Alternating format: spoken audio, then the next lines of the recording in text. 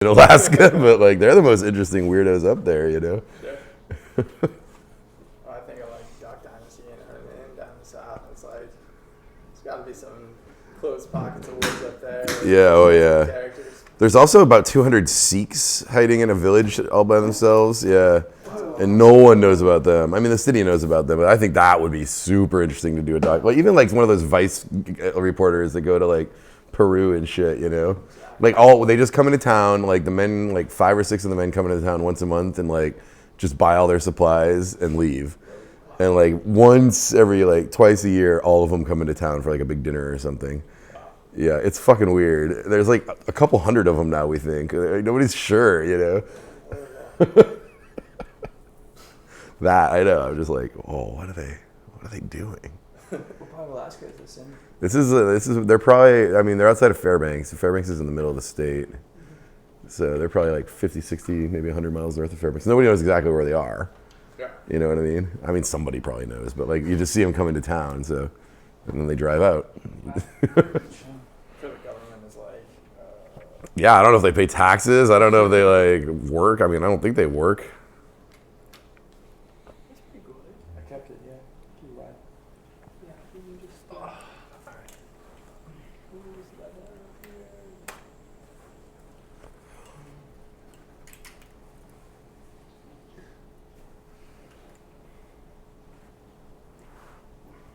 Cool fix, by the way. Just give me the nod when you guys are. Oh yeah, those are pretty sweet. Let me just snag these chairs.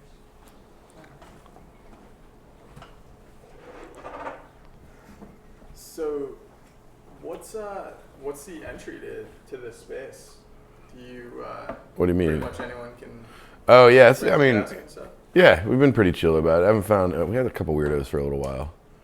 They're doing an energy drink, but it's pretty much, we don't do a ton of marketing, so it's all kind of word of mouth, so everybody's pretty much okay, you know what I mean? And it's only 40 desks, so there's only like 8 empty, so it's, you know. It's working out. Yeah, like I had like an 8-person company in that big open space, and it got a little disruptive, so we like to keep them like 2-3-person teams. Yeah. Because we only have one conference room too. Once you get that many people start wanting to. I mean, we have down here. Nobody, you know, it could definitely be more crowded, but. Yeah. Well, it's nice not to see like everyone around on a Friday afternoon. Dude, the Hype Machine has been here for like 2 days. Oh, There's like 10 of them back there. Yeah, they're in the back, and they have their own space. And like, I have the space next to them, and they literally, none of them have been here for like 2 days. I don't know where they went. it's almost the weekend. I know, but it was like Wednesday. They weren't here on Wednesday, you know.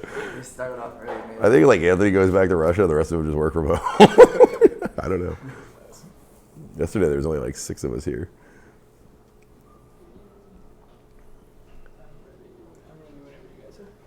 Cool. All right. So we've been having everyone start off just by introducing themselves and maybe talking a little bit about your current projects. Yeah, all right. My name is Rick Webb. I founded and ran an ad agency called the Barbarian Group for 10 years. I left there in 2009, spent a year working at Tumblr, setting up the revenue and marketing and ad sales departments. And since this summer, I've been doing some various consulting stuff. I work at a venture capital firm, early stage in New York, called Quotidian Ventures. And I run this co-working space in Brooklyn called the Secret Clubhouse. Excellent. What has been interesting to you in the entertainment space generally? Just in general, anything.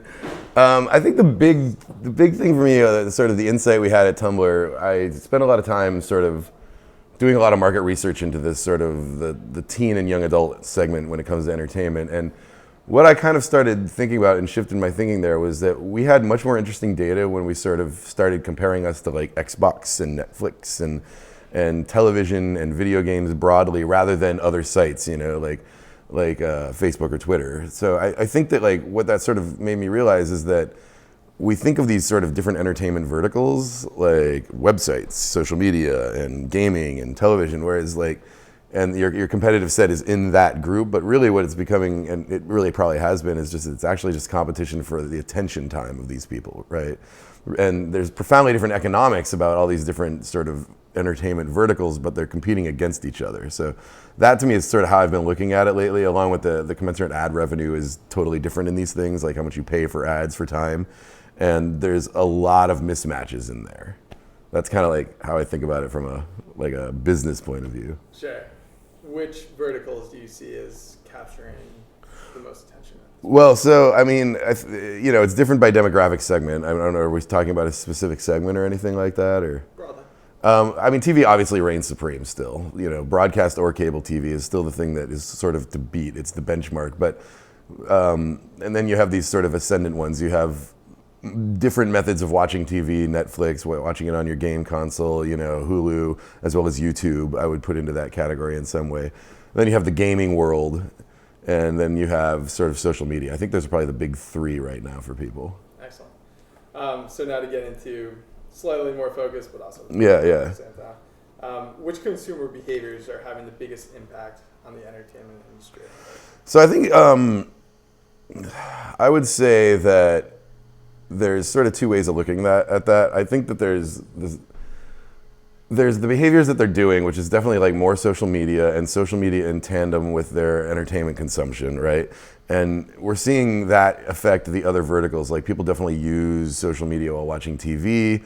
It's very hard to buy a game now that isn't networked into social media. So that I think is probably the biggest one. I think there's like a pent up pressure in sort of like consumption anywhere sort of things, like watching your TV on your tablet, cable cord cutting and all that sort of stuff. But I don't think that trend has really manifested itself in a very big way yet. I think there's a lot of people that want it, but I think that like I would call the demand for that and like sort of like the demand for people to consume at their convenience is a very large pent up trend, but it hasn't really made its mark yet.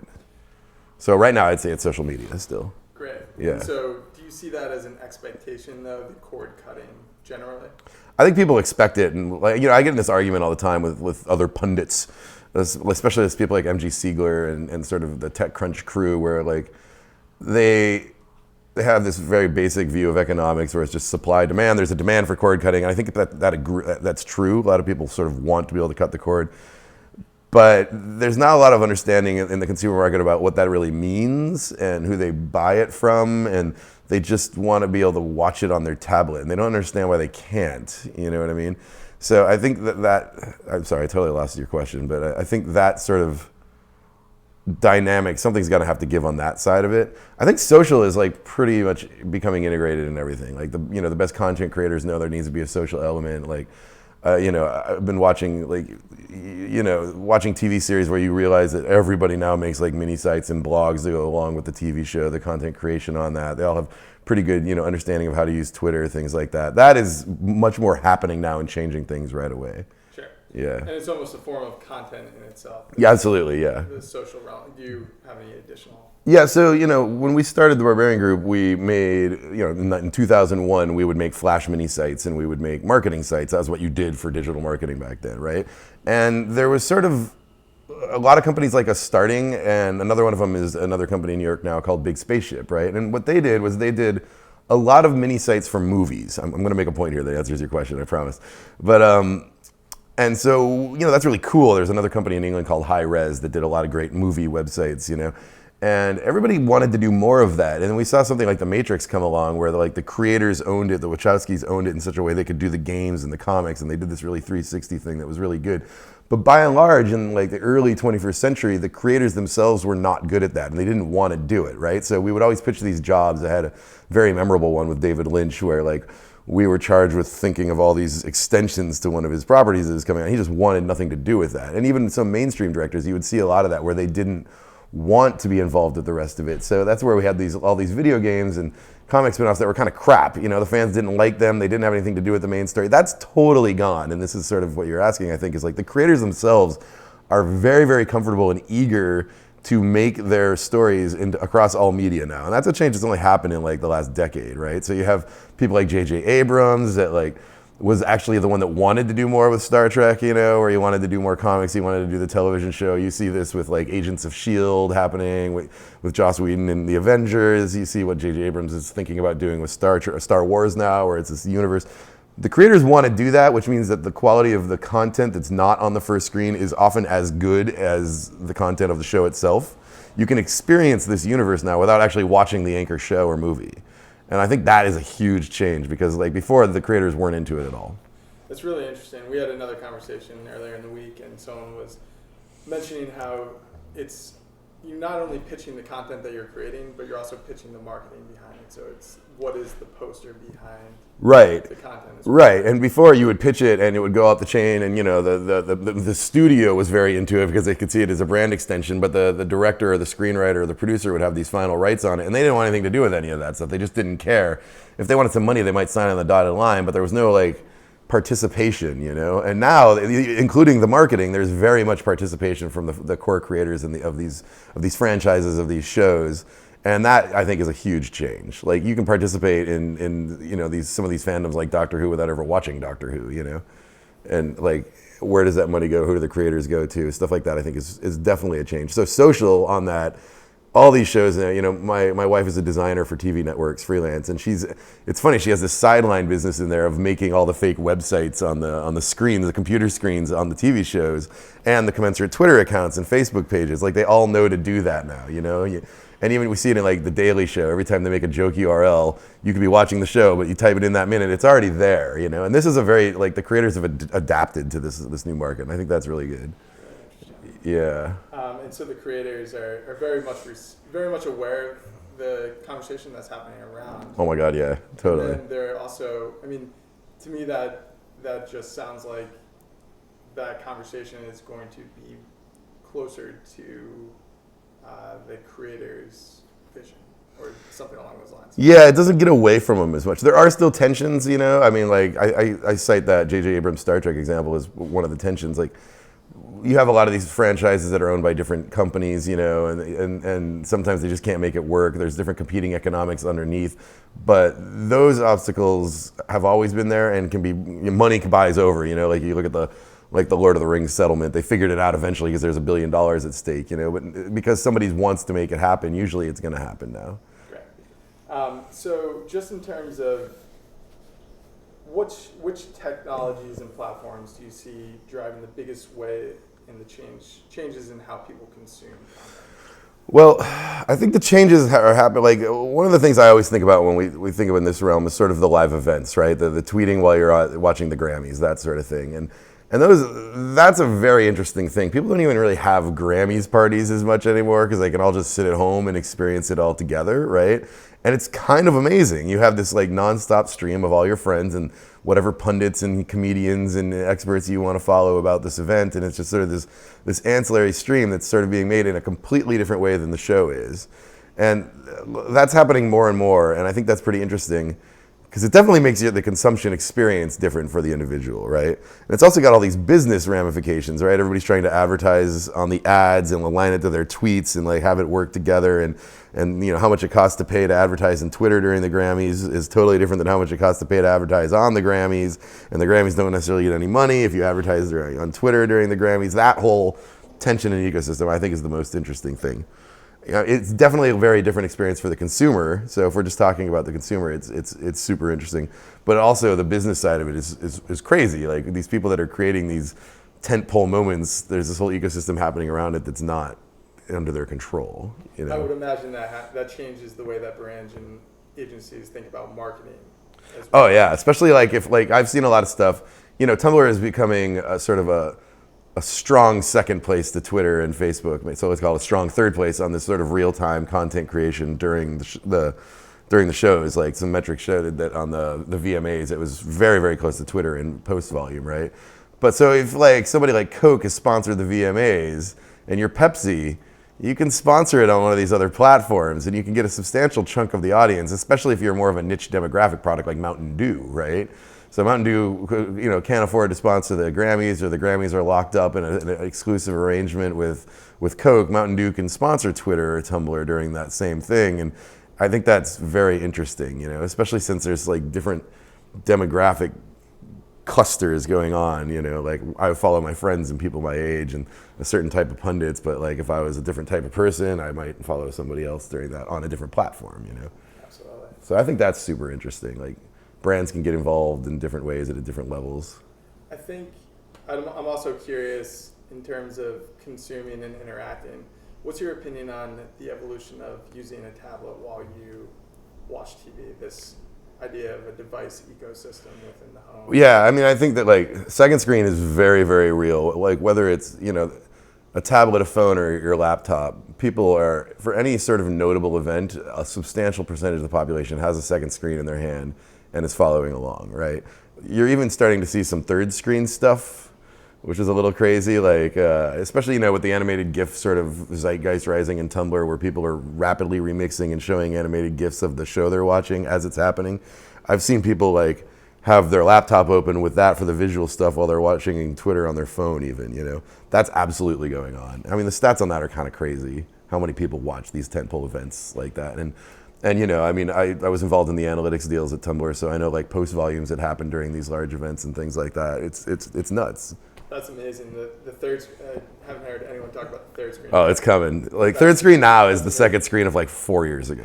I mean, there are people that do it. Yeah, you find yourself more and more. You get home, you put your phone down, you're like, all right, it's Grammys Day, and you pick up your laptop and you start doing this, but then people don't even notice they're doing it. They just sort of the third screen goes into the mix. It's gonna happen more. I swear. We've been really interested just in thinking about what constitutes sort of the essential device ecosystem of the home, what that will look, which components that will look like. So, really interested to think about how, maybe I don't need to go to Hulu, like right. a Roku and Apple TV. So I think there's three basic components: an entertainment. A home that filled with people that care about entertainment is going to have, right? Can I just start you at the beginning? So there's three essential components. Yeah, I'll say it properly again. I think in any home that cares about entertainment, there's going to be three basic components, right? Most of them will have some sort of gaming component. Most of them will have some sort of component that they purchase media on, purchase or consume, and then there's some sort of live event component, right?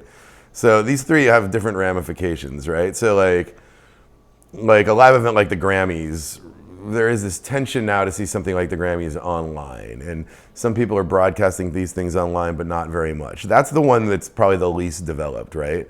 The gaming ecosystem, we all know the drill. We have Nintendo, we have Xbox, we have PlayStation. Whether some competitors come up through Apple or Android or new things like Ouya, that's kind of like we know what's going on with gaming. And then we have sort of the content delivery thing, buying movies, Netflix, Hulu, your cable, Fios, whatever it is. Like, we need to get the new stuff. We need to be able to see the Avengers. You know what I mean? So all three of these are kind of trying to be more of each of them, right? Like, they're all trying to give us a box that will do all three of these, I think, and we see it in Apple TV, the way it's adding like the Major League Baseball channel and the ESPN channel. They're not showing a lot of live stuff in those things right now, but that's definitely why those things are starting to appear. There's no gaming yet going in Apple TV. You look at an Xbox, it's got Netflix, it's trying to get you so it's got its own Microsoft video store, and it's trying to give us our movies and things like that, And then cable TV, you look at them, they all have these sort of on-demand, DVRs and on-demand and things like that. And they're obviously owned still completely, the live events thing with some small exceptions. And so that's kind of the three things everybody needs in their house, right? They want a game, they want to get their Avengers or their Game of Thrones, and they want to watch the Grammys. And those are three very different pipelines. And I think the different industries have different strengths in each one of them. But people will probably pay for two of them. They're kind of used that they have to pay for two of them right now, because there's no way to get anything live unless it's election season, the debates. We can get that stuff on C-SPAN over the web, But you can't get the NBA, you can't get the Grammys live, so you still got to buy your cable right now. But it's not providing the gaming, and it's so on giving me Game of Thrones. So I think people that are very obsessed have 3 or 4. I've got 9. At this point, Xbox, PlayStation, Apple TV, Chromecast, a Mac, and a Fios box. Yeah, so 6. Oh, and a laptop. So I had a question, Tim. Sure. What about if all those were to be incorporated into a single module? Is that something that's realistic? Yeah, so I mean that's kind of the goal, is that everybody's trying to make a box that does all three, right? So from Apple TV, which is a clear example, what Google is doing with Google TV, even TiVo and the DVR you get from the cable company, and the gaming platforms, and then the new entrants, Boxy, people like that are keep coming along. They're all trying to make this holy box that will give you all three of those, but no one's succeeded. And I find it interesting because the people that have the hardest one done, which is the live events, don't do shit with the rest of it. You know what I mean? Like, how hard would it be for a cable box to have, like, I mean, they'd have to do a licensing deal with Ouya or Xbox or PlayStation, but like, that's the one the other people can't give me is the Grammys and the NFL, and the cable companies don't give that. They have that locked up, whereas like Boxy or Apple TV could give me everything. But do you see what I'm saying? Could you say that? Yeah. No, it's perfect, but like, could you say? Yeah. Okay. So if you look at all three, gaming, I want my HBO and I want a live stream. The live stream is by far the hardest for everybody but the cable companies, right? There's nobody else that gives me the Grammys live but my cable company right now. And since everybody's sort of competing to make this magic box that does all three, it's very strange to me that the cable companies who have the hardest one locked down aren't doing the rest. You see some efforts, you know, my Fios box is pretty good at showing me some selection of movies. It's pretty good at showing me the last few days of Parks and Recreation, but why doesn't it do gaming? I don't really know. You know, everybody else is doing gaming. I bought a Kickstarter box and a new Kickstarter gaming platform for $150. It can't be that hard, you know. Excellent. That's perfect. Thanks, Mark. With the explosion of new channels and platforms, say Netflix, Vine, Xbox, etc., how is this impacting content distribution and then discovery as well? Okay, so with content, the explosion of platforms and content, there's two ways that I want to look at this, or I do look at this, and I'll go through them one by one. The first to me is sort of the ad dollars, following the ad dollars, right? If you look at like advertising money and where it's been spent on television predominantly. And since I started working in digital and interactive 15, 20 years ago, we've all been saying all this money is eventually going to come to the internet. The eyeballs are going to come to the internet. The money's going to follow, right? The eyeballs have come and the money hasn't followed.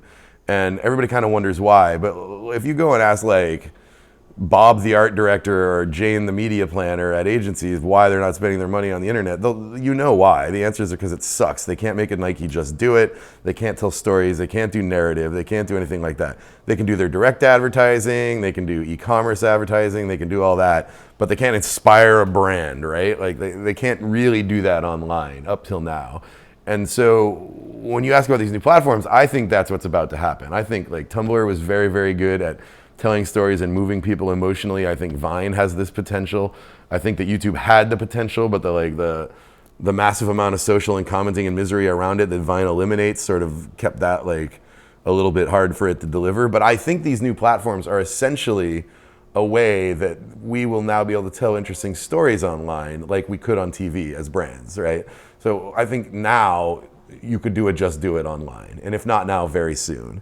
And what that means, one, it's very exciting for brands and creativity, possibilities, all that stuff is great, but it also means all that money that's been sitting over there in television that hasn't moved to the internet, even though the eyeballs could potentially move. And that's billions of dollars. And I think, it's 20 billion spent on US advertising and something like 12 of it is still spent on TV, Like that's a lot of money that could really change things. And these new platforms are driving that because you can tell these stories on the internet. I think that the other way of looking at it is sort of around content creators themselves. With any new platform, there's sort of this arbitrage opportunity where the platform potential is still in its talking head phase, and anybody that does anything creative could become very big on that platform very quickly, right? And that's very exciting for people. So when a new platform comes out, you instantly see these new stars on the platform. Some of them are the old stars that took to it very quickly, but some of them are completely new people you've never heard of. And that's a huge potential for content creators, for Hollywood, for people that sign these people. It's a great new way. Each platform presents a new opportunity for another wave of people. You'll notice there's a ton of amazing black comedians on Vine, which is just crazy, right? And some of them are doing really, really well. And that says a lot about how easy it is for a comedian to make it up the only way they've had so far, which are the clubs. And now there's this new channel for it, and you're seeing these new stars come up. And that, to me, is a very, very exciting part of different new platforms. The merits of any one platform I'm less concerned about than the fact that they just keep coming and new interesting things come on each one of them. That's excellent. Do you guys feel like we got that? Because that's... Oh yeah, that was excellent.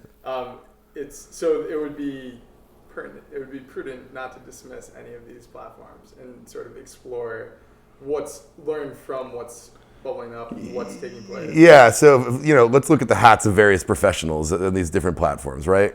If I'm a brand, I can get a couple PR stories by being the first brand on Vine, right? It's got some nice thing, but honestly, I could probably wait, right?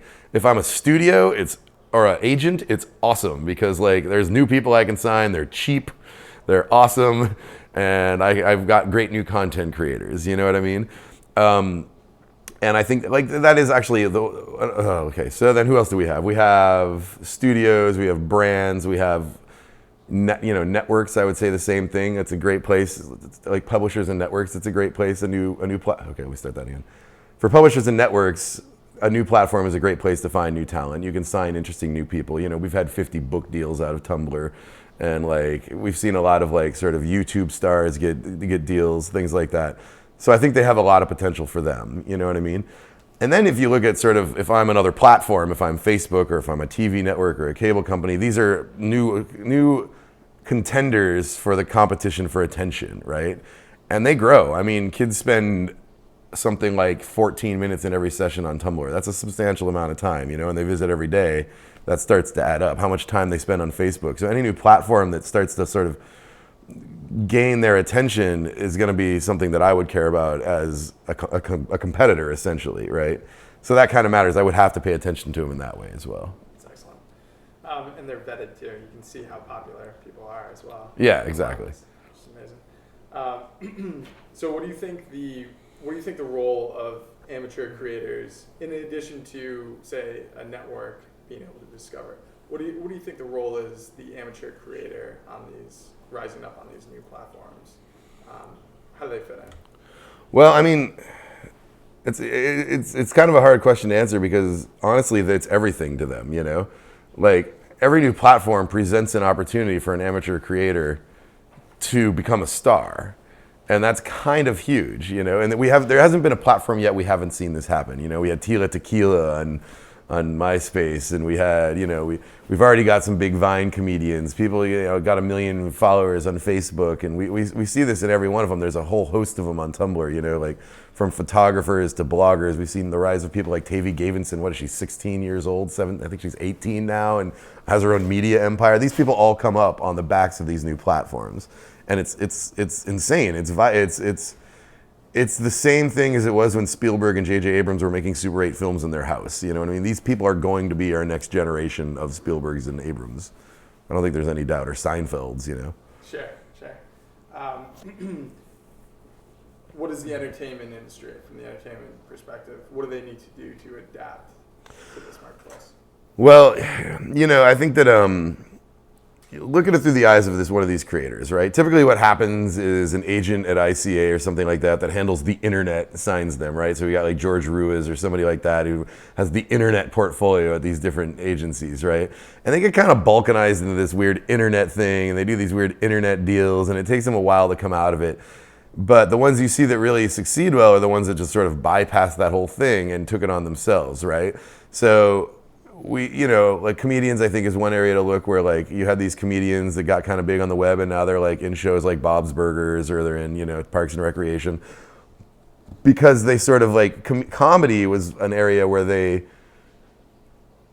didn't get balkanized into this internet division at the agencies. And I think that does actually matter a little bit. But if you look at the other area that never got balkanized, I'd say it's like Vice and like Rookie Mag, like these new media empires that are coming out of these people off the backs of these new platforms. And that's kind of scary because at this point, Vice is worth, what, $1 billion? And like Rookie Mag, I don't even know what kind of valuation you put on this 17-year-old girl's company right now, but it's definitely in the 9 figures, you know what I mean? And that's like, now these things are like big enough that like, it's a serious corporate dev move to deal with Tavi Gavenson at this point, right? So if I'm NBC or I'm Hearst or I'm Comcast or somebody like that, like I gotta spend a lot of money to even work with her in any way at this point, right? Like what is it, $70 million for 5% of Vice? So if you don't sort of like deal with them kind of early on, they become the next you, I think. Like that's what I would really be looking at if I were like one of the large entertainment companies, is like, all right, so, you see these comedians now, like somebody like Baratunde Thurston, who's already got books, who's already got his own consultancy, he's already a very, very popular stand-up comedian. Like he's slowly becoming a media empire in his own, you know what I mean? Don't do a deal with him now, what are you gonna do? He's gonna be like this thing you can't afford, it's gonna take a lot of money for. But you know what? That guy right now would do wonders working with some entertainment company that could handle him in a 360 manner. So I think that's kind of like what they're not. They sort of look at these and they're like, oh, kids, cute. It's a cheaper book deal than signing Tom Cruise for a book. Whereas like it's not that. It's like they have the savvy to make their own empires ultimately. And what they really need is some sort of partner that can handle this 360-degree deal with them. You know, handle their books, handle their games, handle their movies, like handle their YouTube, whatever it is, handle the ad sales and all of it or whatever, that an entertainment property could really help them. But typically they don't touch them except for signing them to one show, you know, oh, you can be the little girl in Bob's Burgers, until they're so big that they have to do something major with them like Vice. Sure. They already know how to use these platforms to make themselves discoverable.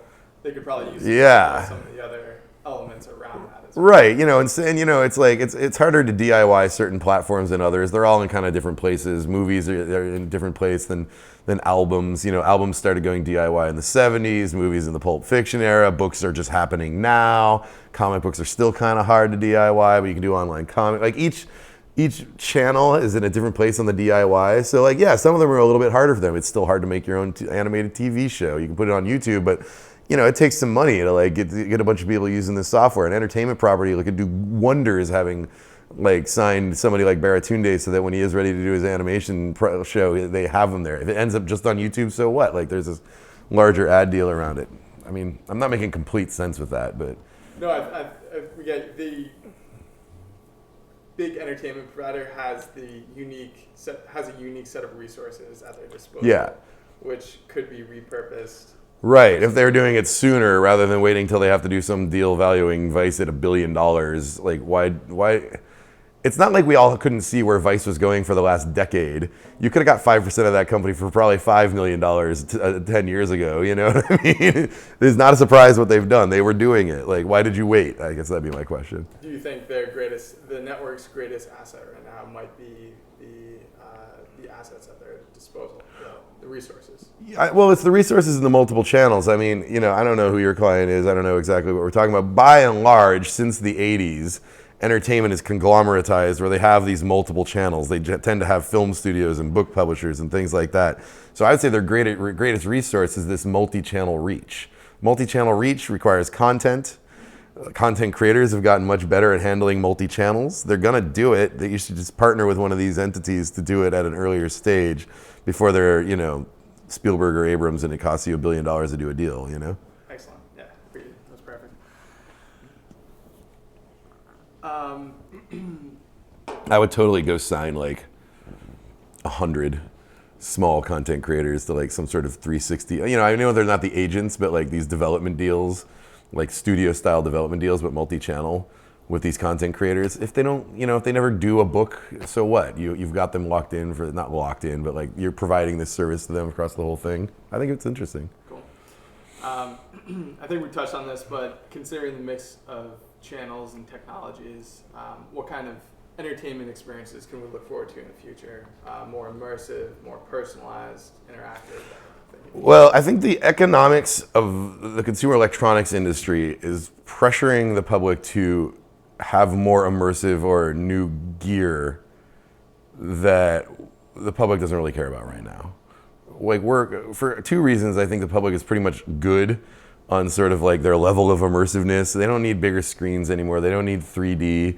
Where their heads are at is in the second screen and what happens in the functionality between those two. And on top of that, the economy still sucks, and it's going to suck for a while. Nobody's going to spend like 4K is the new thing. They tried to get us to do 3D TVs. They tried to do, you know, and now they're trying to do 4K. The consumer electronics industry wants that, needs that, but I don't think the public really cares. The public right now cares about the usability across their platforms. They're much more excited about AirPlay than they are about 4K. You know what I mean? Like that I can play my shit on my phone on my TV and they work together. That sort of thing is way, way more interesting to the public in terms of their experiences than a hip new gadget, you know? And then, you know, you look at movies, like it's going to pipeline, it's all going electronic. Like there's not gonna be another Blu-ray, there's no VHS, beta, DVD, that's done, right? Everybody just wants it through the pipe. And they can get it through a bunch of different ways in the pipe now, but they all kind of suck for one reason or another. You know, Apple might have the most seamless experience, but you still can't get any movies on there. That's the kind of experiences that people want, and it is gonna start getting played out. We're in a period where we have to solve a lot of hard, boring problems to make the UX better rather than, oh, I want a new 50-inch 4K screen. So it's the consumer really having to dictate, instead of having someone else come in and design a user-friendly experience, people are just finding ways to get what they want. Well, they're waiting for it. Yeah, I mean, There's a possibility to streamline that. yeah, you take like like you take somebody like Samsung, who there are a lot of people in the world. Samsung makes great televisions and they make great phones and they make great pads. They're not Apple. It's like I'm consciously using a non-Apple example. None of that shit works together. You know what I mean? Like, why am I going to buy another 60-inch Samsung TV in 3D if it still won't even talk to my Samsung phone or my Samsung tablet? It makes no sense. It doesn't work together. That's the experience that people want, and that's the experience people are waiting for. Did you want to? I was just thinking, like, if there was one single thing that the consumer collective could do as a whole to force this conglomerate to happen, if there was, like, an action that people would take, what that might be. Or... Yeah, I mean, I think people are sort of like, what could, like everybody's waiting for this stuff. It's very common sense. People all know. You see these debates in like the trade industries where somebody will debate a cable guy will debate a tech guy, and somebody will patiently, or like the poor president of HBO is always getting barraged about this, why you can't get HBO Go without, anybody that knows anything about the economics understands why. But there is this sort of, on the public side, they don't care. They just kind of want it, and they feel very helpless. But there's nothing they can really do, right? I think there's a substantial minority of the public thinks if a bunch of people cut the cable, it would make a difference. And they're going to try, but I mean, whether it makes a difference or not, I don't know. Like piracy's still an issue. Like my wife thinks I'm crazy about the whole thing. She's like, just pirate it. Looking at the Game of Thrones thing, people but I don't think piracy is really going to be the big problem. People are just sitting there. They're frustrated. They would. If they knew that a bunch of them cutting the cable would make it happen, they would do it, and I think a lot of them will try. But there is just this palpable frustration and helplessness manifested most obviously in the just profound hatred of the cable companies, which is a little unfair. They think it's their fault when often it's not their fault. But Well, with that said, what do you think is the biggest mistake cable companies are making right now? I think cable companies, their biggest mistake, being generous. Their biggest mistake is basically on the educational side, right? Their service sucks. If you know anything about the service, like the infrastructure and pipes of America's like data transmission networks, it makes sense why it sucks. I'm in New York. This town's 300 years old. I totally get why on paper it should be really hard to get fiber to every building in the city, but nobody really gets that. And when I order fiber, the service is really awful, and it's not really their fault. It's really awful because it's going through some 200-year-old data center downtown. Like, I get that, but most people don't. And so they're blamed for a lot of stuff that I don't think is their fault. And like Google, for one, is very much taking advantage of this. So you see like the Google towns with the fiber. They're like, we're great. We're putting in this new thing. We're going to save you from the cable companies. Like nobody gets the relationships between city government and cable companies, all of this. They just don't do anything like that. And it's even if they tried, it'd be so bad, right? Like they would hire some lobbyists, or they do like, you can see how bad they are at talking to the public whenever there's one of those stupid little pissing feuds between a network and a cable company about like, we want our ABC on our whatever. I don't even remember who it was. But like both sides of that just handle that so bad. None of them know how to talk to the public, So everybody kind of hates them. And like, if you like, I think that's a big part of it. The other thing I think they could do better, besides just talk and educate people as to how it's not all their fault, is their UX is just miserable, right? So on paper, I'm a Verizon consumer. I have Fios, I have the apps, I have the DVR. All the functionality on a list is amazing. I can't make it all work together to save my life. It's just horrible, Like there's an app, I can't make it record. I'm supposed to be able to make it record. That's my other device. I still own a TiVo just because I can use it, right? Like, I think that like the cable companies have really, really, really dropped the ball on user experience. They've really dropped the ball on design and like the usability of the interfaces of these devices. And that's probably where the best opportunity is. Just if we were to sum up in a quick way. Yeah, you see these ads for the cable companies and how they have an app and I can record this thing from my house, and everybody just watches those ads and is like, yeah, that doesn't work. Like, it just doesn't work. It might actually really even work, but like nobody believes them as the person that's going to provide these interfaces and these abilities. They're just kind of like, yeah, okay, sure, cool. Like, I know I can make my cable work in multiple rooms. I would never even try. It's just their interfaces are, I don't know. I mean, interfaces are an interesting thing because consumers don't know the interface is the obstacle. as a practitioner of these crafts, we know that these interfaces are where the problem is at. But a consumer watches that ad, is just like, I can't make this work. They don't know why they can't make it work. They just blame the cable company. But what I really believe it is that these things are just not easy to use in any way. Do you think audiences are expecting their entertainment to become more personalized? I think that trend is diminishing. I think that 5 years ago, everybody thought that like movies would be made for them, right? And it paralleled sort of the belief that we'd have these niche social networks, that we'd have social networks around shoe lovers and basketball lovers. But what's actually happened, because we have the two screens, we have the universal content on screen one and the customized content on screen two, it makes for a very personal experience. And that's really what's offset that. Like, we're not going to have, I listen to very obscure music. I used to think that like one day there'd be a channel just of all my favorite obscure music. It's not going to happen that way. Like, I have that on screen two, and my television provides more universal content on screen one. Do you think people are growing more accustomed and expecting more out of data helping to personalize their? I think their social layer has become the personalization of their entertainment. Yeah. So exactly, you rely on word of mouth rather than some algorithm. Well, in terms of the marketing, yes, but also just in terms of the consumption, right? So like my Twitter stream is filled with internet people. So when I'm watching the Grammys, we talk a lot about somebody like Lana Del Rey that got very big on the internet, right?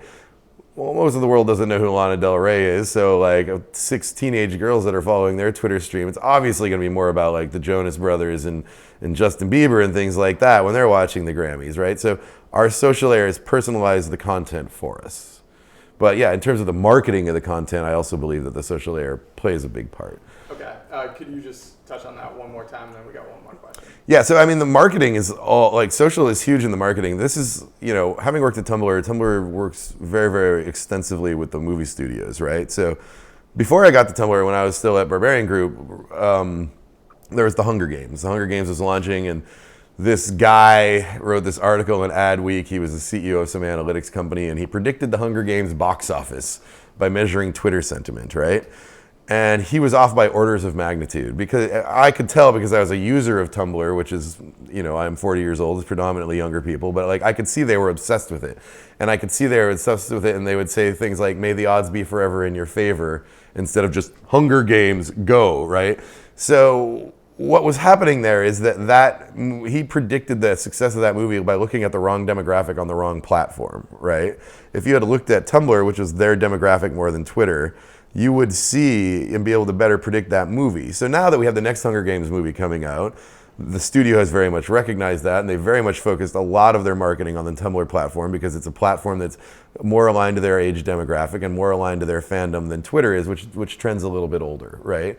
So that's the change. The first one around, if you were really in the know, you'd know that those kids were talking on Tumblr and that's where it was, and looking at Twitter wasn't going to tell you anything about the movie. 3 years later, with the next movie, they know that. The studios know that now, and they are very much marketing in the social networks that cater to their demographic. If you look at the age spreads of Twitter, Tumblr, Facebook, they're very different. And so studios are savvy enough to realize that now, and they market accordingly. So they're able to segment and then learn from their audiences on different platforms. Yes, exactly. Is this because there's more users have gravitated towards certain platforms, and therefore you can have a better understanding of who's actually using and how they're interacting, etc.? Yeah, so like, let's take a show like Pretty Little Liars, right? There's a company called Union Metrics. They're very interesting because they have access, up until this last week, they are the only company that had access to the raw firehose data of Twitter and Tumblr. So let's use that as an example, because it's one I know. Pretty Little Liars was the biggest show on Twitter, the biggest non-reality show on Twitter, right? And Union Metrics, through their product Tweet Reach, knew exactly who was talking about Pretty Little Liars and how much, right? Once they started running queries on Tumblr on the database, they actually saw there was more traffic about Pretty Little Liars, right? So they could compare and contrast. They can also see which shows are bigger on each platform. And it is no coincidence that Union Metrics' main customers are entertainment networks, right? ABC, NBC, people like that. I don't know specifically which ones, but a lot of them look at that. So the networks have this ability now to look at the conversations that are going on a platform that are both relevant to their show or their property, and amongst people that would be relevant to their property. And that's actually two different things, right? So like Pretty Little Liars is already airing. I can see how much conversation is happening about the last episode, And that's very, very powerful. I can see whether it worked or it didn't work very, very, very quickly. This is very much drove the Twitter acquisition of Bluefin. But I can also see if I'm developing a new show, exactly which platform it would most align with and what they're kind of into.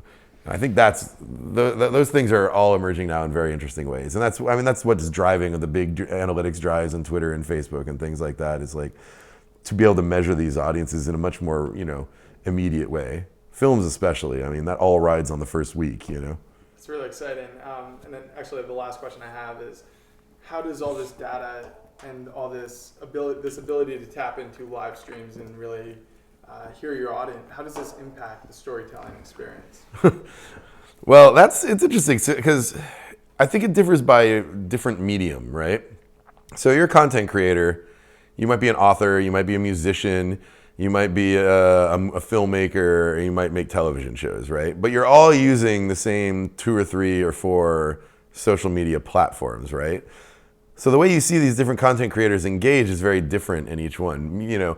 At Tumblr, we had evangelists to each of these industries, right? So I had a music guy, I had a woman that ran our relationship with authors, and I had people for television, I had people for movies, and you see that there's different abilities to interact with these platforms in different ways because they have different characteristics, right? So a TV show has on season and off season, and they have to do certain things when they're on season and certain things when they're off season. Basically, when they're off season, they have to keep people excited that the show is coming around. So you see a lot of teasers of new things that are coming out. We're seeing this right now with Sherlock, where they put out these 30-second little snippets to remind people that the next shows are coming in 4 months.